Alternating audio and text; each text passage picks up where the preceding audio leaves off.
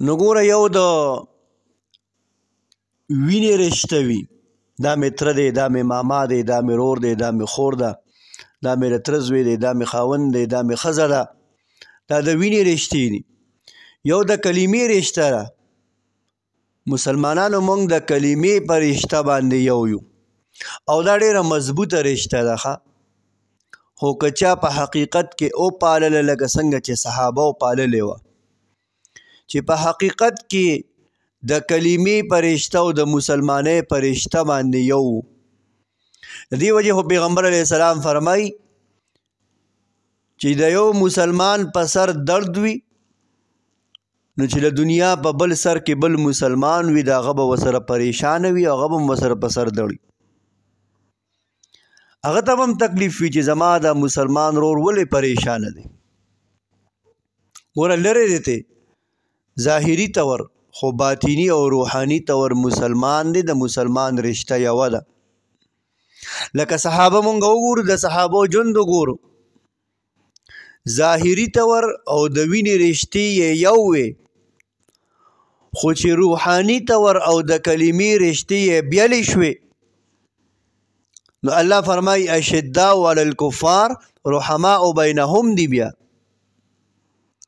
بیا د کافرانو مخالفت کوي، اگر چې خپل تره دی، اگر چې خپل پلار دی، اگر چې خپل مور ده، اگر چې خپل رور دی، اگر چې خپل بیبی ده، اگر چې خپل خاوند دی، خپل بچی دی، خو بیا خونی رشته ختمه کی او روحانی او د کلمې طیبه او د لا اله الا الله رشتې له ترجیح ورکوي. په درزنونو مثالونه، په سوونو او په زرګونو مثالونه د صحابو د ژوند نه ملاویږي. مونږ او تاسو ته زما عزتمند ما ته وګورئ، متوجه شئ زما عزتمندو. یقینا خبره ده که د صحابو تاریخ مونږ وکتو او د هغې په نقش قدم باندې مونږ روان شو نو زما عزتمندو صحابو ژوند هغه د کلمې طیبې د لا اله الا الله محمد رسول الله په رشته باندې تیر کړی دی. لکه زه تاسو له یو مثال در کوم، د مدینې منورې خلک بنو نذیر، بنو قینقاع، اوس او خزرج وغیره قبایل دا مدینه منوره کې اوسېدل. یهود او اهلی کتابو، اهلی کتاب با د مکې معظمې د خلکو د مشرکین مکه په نیز باندې افضل او بهتر ګڼل کېدل. د هغې جرګه ننواتې، د هغې رشته دا به معزز ګڼل کېدل. مشرکین مکه به خوشحالېدل چې ګوره مونږ ته اهلی کتابو جرګه وکړه. لکه څنګه چې مونږ خلک وایو لکه دا سړی خو د ذات نه کم دی، خو ګوره ذاتي خلکو، علماو، صلاحاو هغې پې جرګه وکړه یا هغې ته رشته وغوښته نو هغې به خوشحالېدل. هلکه اهلی کتاب د مدینې راله، اهلی کتابو په مونږ جرګه وکړه، زمونږ نه رشته وغوښته، دا خو ډېره د فخر خبره ده. ځان به یې ښکته ګڼه، هغې به یې اوچت ګڼل. نو د مدینې منورې یهود چې وو د اهلی کتاب وو، خو چې کله مسلمانان شو، اسلام یې راوړه، صحابت یې جوړ شو، انصار د مدینې ته نه جوړ شو، نو بیا ورسره د دې دشمنۍ پیدا شوې او بیا د دک اهلی کتابو یهودو د خپلو رشته دارانو سره هم دشمنۍ پیدا شوې. لکه څنګه چې د محمد رسول الله صلی الله علیه وسلم سره د خپلو رشته دارانو مسلې پیدا شوې او داسې کېږي د دنیا لیدلې کتلې خبره ده چې حق خبره کې خپل رور به د دشمني، خپل تره به د دشمني، خپل قریبي رشته دار به د دشمني، چې په دین باندې چلیږي 100% هغې به د مخالفت کوي. نو د مدینې منورې یهودو کې هم دقه مسله راله، بعضې انصار بعضې اهل مدینه دا مسلمانان شو او بعضې مسلمانان نشو، مخالفت د پیغمبر علیه السلام یې شروع کړ. په جنگ بدر کې غټ غټ کافران مړه شو، ابو جهل، عتبه، شیبه، ولید، امیہ ابن خلف دا مردار شو. کفارو ته ډېر دک ورسېده، خو دلته د مدینې یهودو ته هم تکلیف ورسېده، ځکه چې الکفر ملت واحده، کافران ټول یو دي، اکه د هر ځای دي. اسې ظاهري طور که ما او تا سره څه تعلقات او تجارتي او خپلې فایدې دپاره تعلق ساتي نو یي به که نه دا ټول یو دي. بهرحال په مدینه منوره کې یو کس و کعب بن اشرف ډېر مالدار سړی و،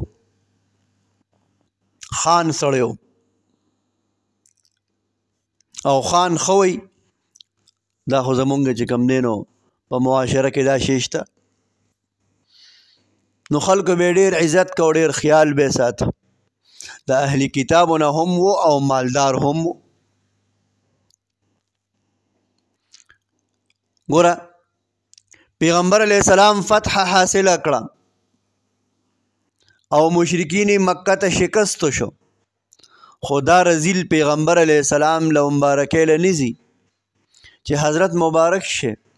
تاسو خو اویا کافران مردار کړو او یام قیدیان کړو، بلا شي اسلحه دا مو چې کوم دی د هغې نه واغسته او ډېره عظیمه فتح درته میلاو شو. 2.5 کیلومیټره د نبي علیه الصلاة والسلام نه لرې د مسجد قبا نه مشرق طرف ته د دې کورونه و، د دې علاقه وه، خو مسجد نبوي ته رانغی نبي علیه السلام له او خپلو ملګرو له خواخوږو له مکې معظمې ته ځي او هلته کې هغې سره تعزیت کوي، تعزیتي اشعار ورته وایي او په اشعارو کې هغې برانګېخته کوي، روچتوي یې، غیرت والا روچتوي. ګوره داسې رزیل انسان دی. ستاسو پلارانو وی ډېره غټه توره وکړه او هغې ګورې مړه نه دي، مه کوئ، هغې خو به ټول عمر ژوندي وي او ډېر غټ نوم یې وشو او تاسو د هغې هغه لړلې تورې راواخلې او د دې مسلمانانو نه بدل واخلې او زه د سره یم، زما مالی تعاون به هم تاسو سره وي او زه هم درته هلته پروت یم.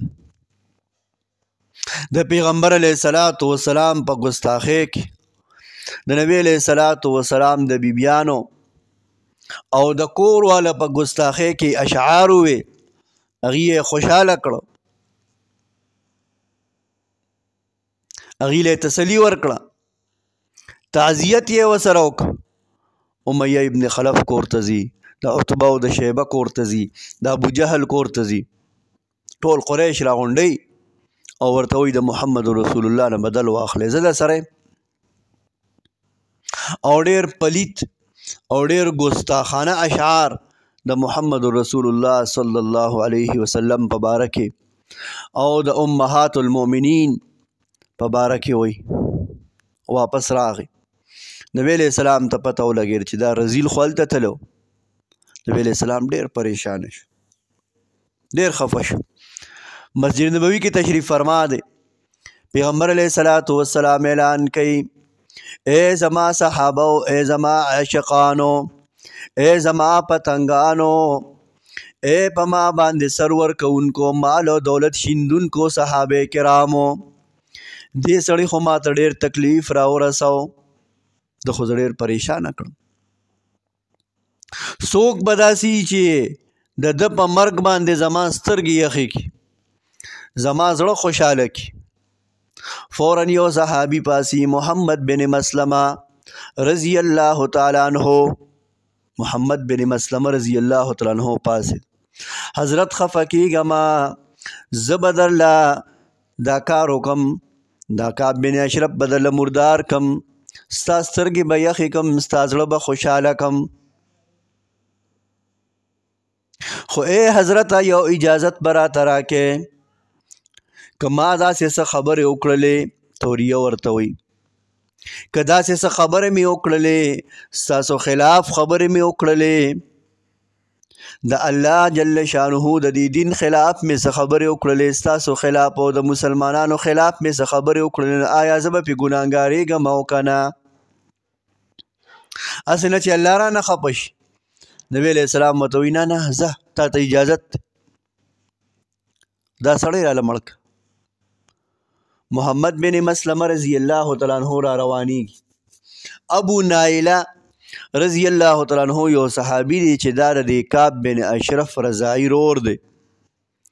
د سره خبره وکړه دی ځان سره ګوره د کلمې د رښتې خبره مې درته کوله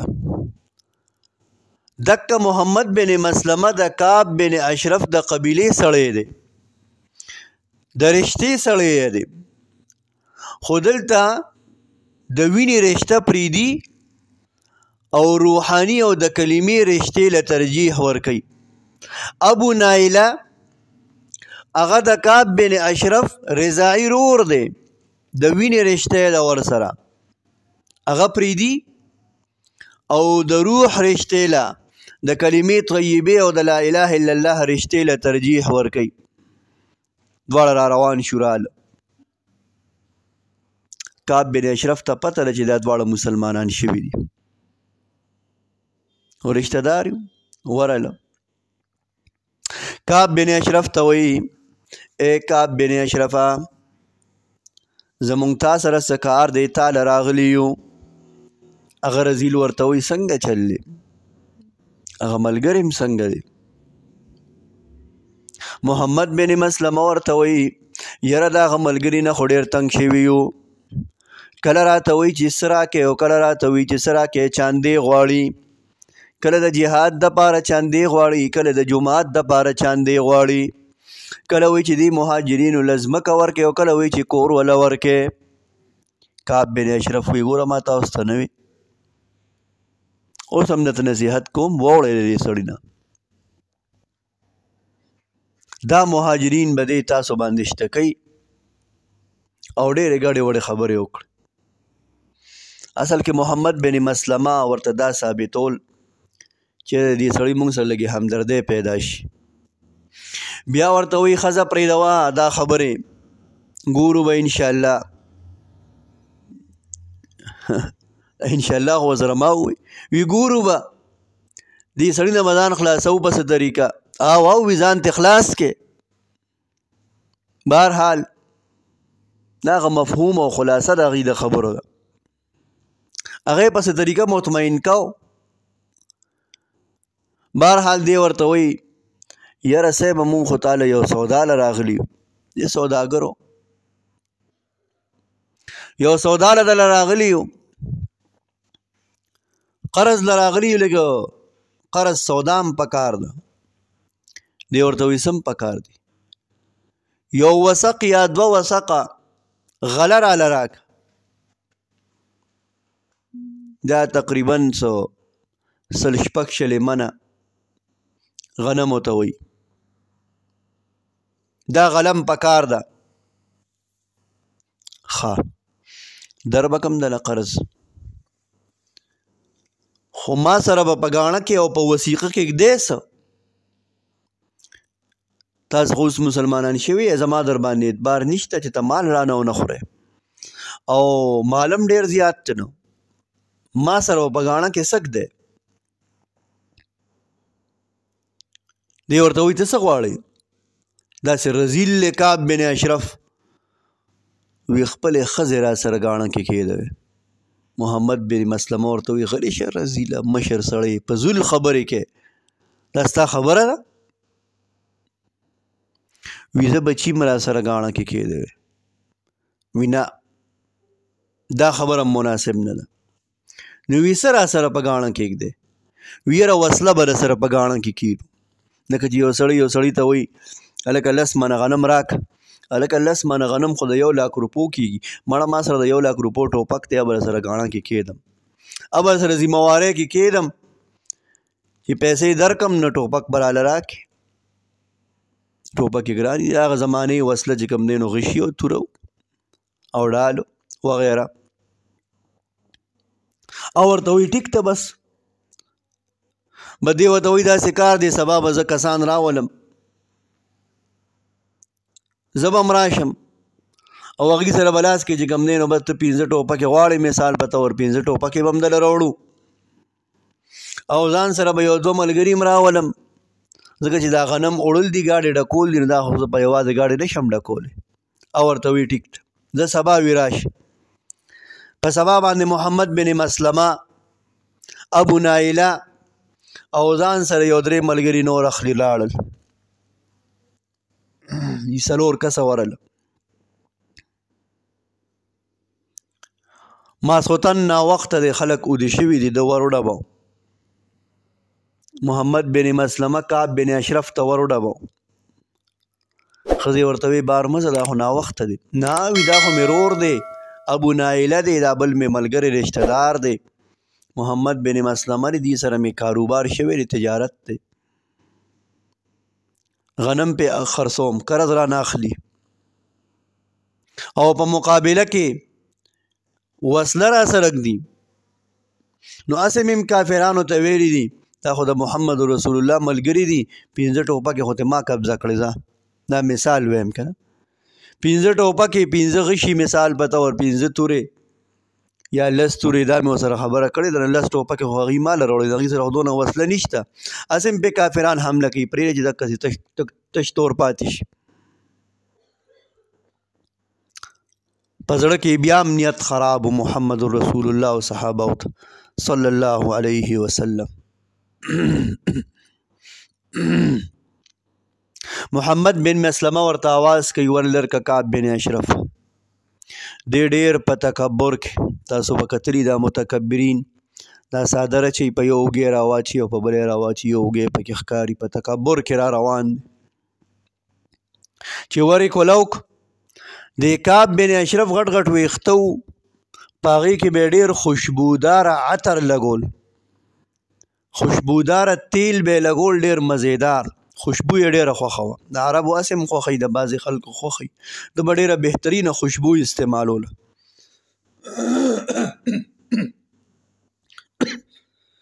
چې څنګه یې ورکوله محمد بن مسلمه ورته ویل په خیر ملګري یې څنګه یار نن دې ډېر بهترین عطر نه دی لګولی ډېر ښکلی عطر دی لګولی او که نه دا مې قیمتي عطر قیمتي تیل مې لګولی ته دې خوا که چې بوی کم دله دا سر ابو نایله ولا سر بوی که بل ولا لکه راشي وګوره څونه ښکلی عطر یې لګولی دي ګپ شپ یې ورسره لګاو او خانان یم کم عقل خانان کم عقل یي ښه ځکه چې بس هغوی خو صرف خپله اوري اجره جومات کې ناست نه بس پوهېږي نه خان ښه وی بس بهرحال محمد بن مسلمه رضی الله تعالی عنہ ولا په سر کې لاس وخي په دې ویښتو کې وی ډېر ښکلی ویښته دي او ډېر بهترین عطر دې پکې لګولی دي تیل دې لګولی ډېر ښکلی دې غوړ کړي دي صحیح به ډېر خوند کوي د سره نو بس خان له خو چې بدکۍ لاس وی ډېر خوشحالېږي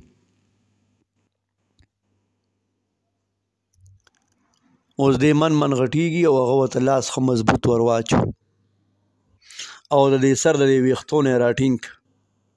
او ملګرو ته یې ویې سړی ونیسئ چې ونه خوځېده او خنجر یې راوباسه توره یې راوباسله او په مری وله کېښوده یو خړش یې وکړه یو خره پې ته یې وباسه او سر یې ترې جدا که تنه یې دننه په کلا کې پاتې شو او دوی راوتښتېدل راله رامنډې کړه فاتحانه انداز کې راله فاتحانه انداز سره رال نبی علیه الصلاۃ والسلام مسجد نبوي کې په انتظار دی ځکه چې دی تلو د پیغمبر علیه السلام نے اجازت غوښتې وی حضرت دعا راته کوه لاړو اکثر صحابه تلي دي او بعضې صحابه د نبی علیه السلام سره جماعت کې په انتظار دي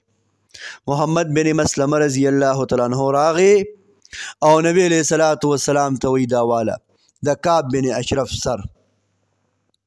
کعب بن اشرف مې دله مردار کو او دا د هغه سر دی.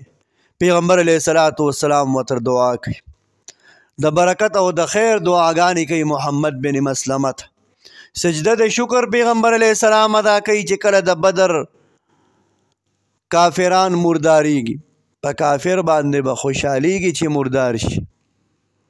د اسلام دشمن هر څوک چې وي، چې د اسلام دشمن وي، د قرآن دشمن وي، نو بیا به خونی رشته رستو کې او اسلامی او د لا اله الا الله رشتې له به ترجیح ورکې، لکه څنګه چې صحابو پیغمبر علیه السلام له ترجیح ورکړه. لا اله